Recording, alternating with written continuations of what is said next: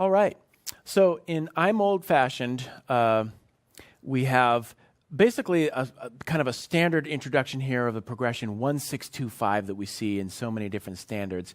But then in measures 8 or 9, we start moving in different directions. So this one is a slower tempo, and it utilizes a lot of open strings to just kind of get this full duration of bass notes as much as possible. So we start off with a little skip up to beat 3 in measure 1 using an eighth note passage here.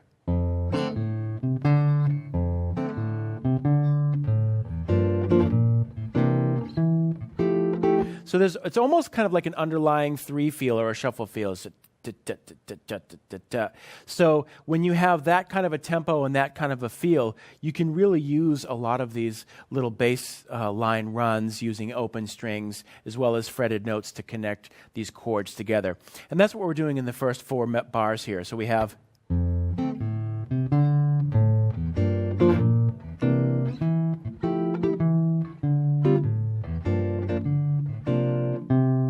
and again, with the chords, what we've seen before is this balance between on the beat chord voicings and off the beat, creating some syncopation. You don't want to only use off the beat chords. You want to balance them between on the beat chords and off the beat, because if you have too much of one thing, too much syncopation, then that sounds as kind of as monotonous as only playing on the beat. So we want to constantly mix up on the beat and off the beat articulations, as well as short and long note durations.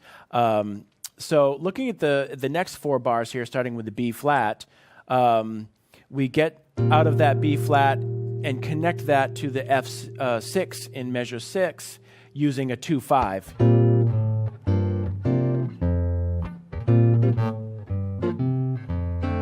So again, that's another example of creating a 2-5 movement instead of just connecting one chord to another. We can really get there in a much smoother way by inserting a 2-5 before where we're going. After that, we have an E minor 7 flat 5 chord moving down to an A7. And one thing that's kind of nice about this is we get into inversions. That's kind of a cool chord voicing. All it really is an inversion of a E minor 7 flat 5 chord. The B flat, the flat 5 is in the bass. And it's nice because it's just a half step away from this A7. And we're going to use our tenths motive that we've used in other etudes to move up to the D minor 7. And what's cool about that cliche is that can approach a major chord or a minor chord, and that's what it does in this case. Now looking at measure 9, again to create some contrast with the chord voicings here, we're going to hold that voicing out there, and the voicing is an F, C, and an F, so the third is doubled there. After our line cliche, we're going to move it back here. Now, normally that might be a problem moving from this position way back here, and we've solved that problem in previous etudes by using an open string where we can. But when the tempo is a little slower, as it is here, then we can make these quick position shifts without any interruption in the flow of the song. So that's kind of another technique that you can practice with this, is just moving like from one position down here as quickly as you can. So you might even choose 2 chords, like for example this D minor 7 and this D minor 7, and see if you can get from one to the other in time. 1, 2, 3, 4, 1, 2, 3, 4, 1, 2, and just see how quickly you can change positions. And that's what's happening here between 8 and 9, where we've got. Now we're going to hold the chord voicing with our first, third, and fourth fingers while we move the bass line around. Actually, I guess we have to let that low F go, but it's okay because it's doubled in the octave, so if it disappears, we still have it up here.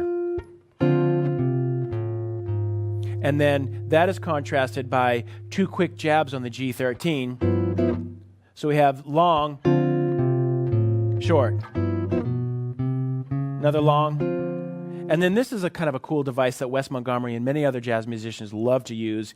It's called it's a sub 2-5. So we're approaching a G13 chord. So the tritone substitution of that would be an A flat 7, half step above where we're going. And the idea is that before the A flat 7, you can play its respective 2. So that would be an E flat minor 7. And it's the respective 2 because this would be the 2 going to the 5, which would ultimately resolve to 1, which in this case would be a D flat major 7.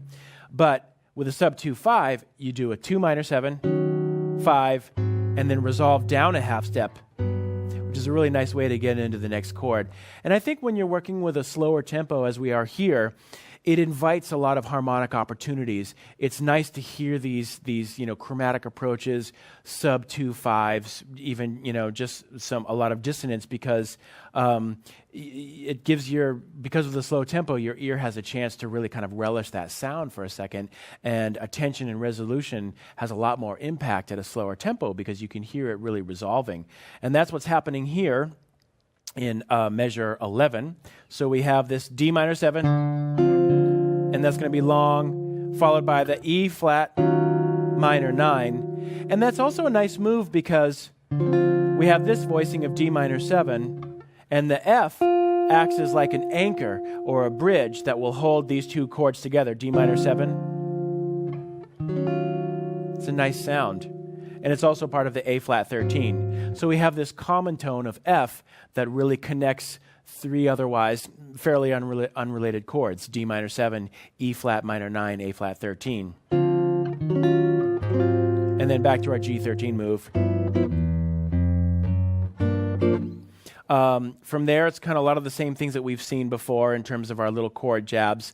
Notice in measure 15, leading into measure 16, we have a move that we've seen throughout these etudes here, which again is a standard vocabulary, a standard move that you can use in your own bass and chord styles, starting with this first finger bar of a minor 7 going into a 2-5 situation, the 5 being a sus chord. It's just a classic move that you can use over and over again to negotiate these 2-5-1 patterns. Now after this, we're moving up the fretboard, leading into an F major 7. One way that you can practice changing positions a lot is take a scale, any scale, it could be a major scale, for example, and just try to play a major scale instead of a normal scale pattern like you would use, or whatever fingering. Try playing that major scale on one string at a time, just moving back and forth, and then using just one finger at a time, and then 2 fingers at a time.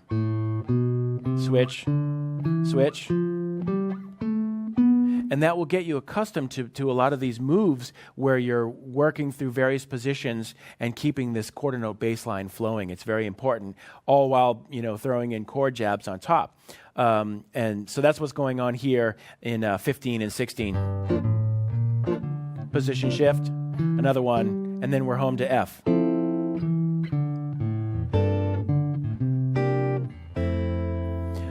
We're using the pinky now to create a 4-note voicing in the top register. And again, it's another little melodic type of move here.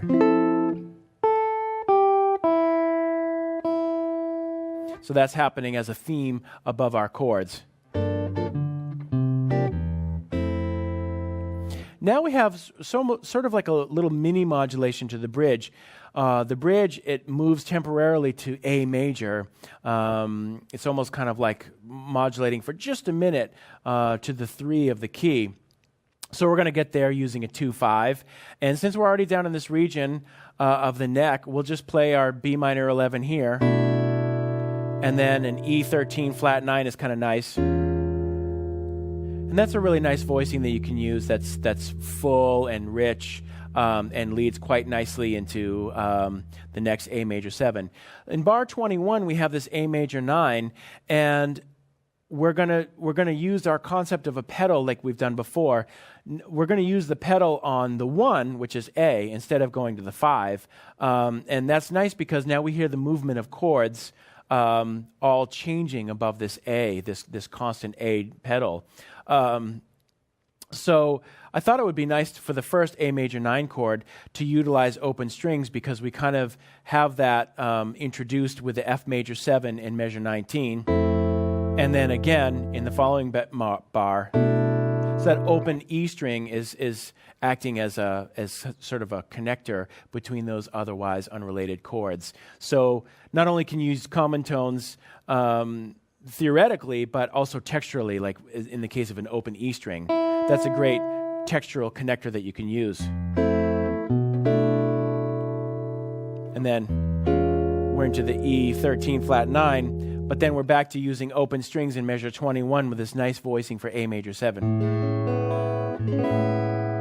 And then a B minor 9 over A. So that's a cluster voicing. You've got this nice minor second interval and then a major second above the D.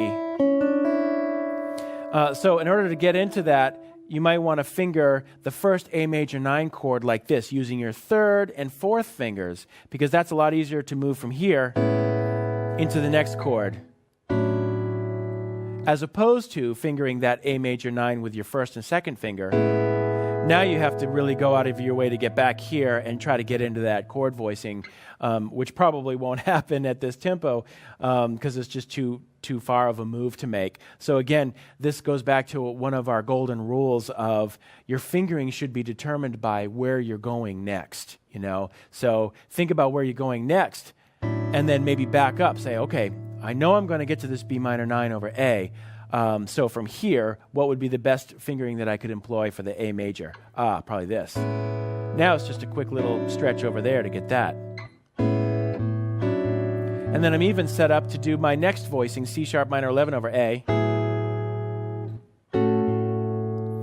We'll continue with an E triad over A, and then a diminished chord, and use that constant structure to get back in position for a G minor 9. And we're back home in measure 25 to our tonic of F. From here, we just continue moving through 1625, 1625, and then we kind of end out the last section of the song that starts in measure 29, where we're doing a 2-5 of 4, which would be C minor 7, F7 to B flat. And what I've done here is, again, this use of rhythmic repetition. So what we have is the same comping rhythms. So starting in measure 29, 2, 3, 4. It's just a nice little figure that you can keep going, again, like this big band style. So with the bass, it's...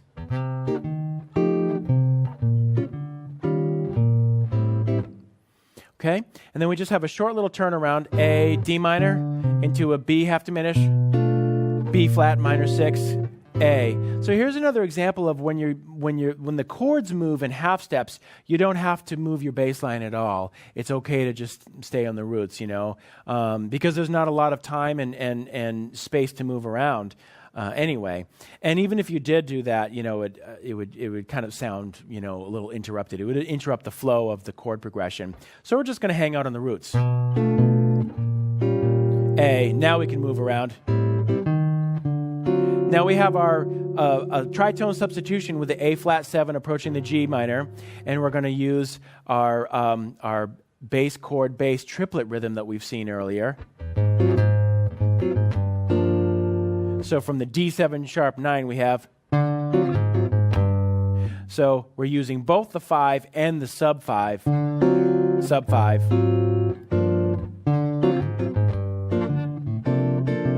And then to end, we just have a little tag here, another constant structure tag that we saw in the previous etude. Now we're moving down. We're taking this major 7th, moving down a major 3rd to D flat, up to E flat, a whole step, and then down another major 3rd.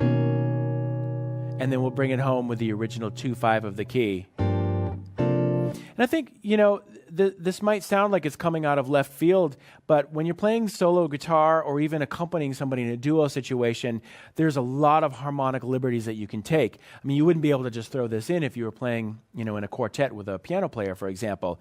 So why not take advantage of being the only, you know, harmonic instrument and use some of these substitutions? Whatever your imagination will come up with, you know, can sound really nice. So we're just moving from F, we're taking a little detour down to D flat, up to E flat, another detour down to B, and then we'll connect that back into G minor 7. And then end with a C over F type of sound.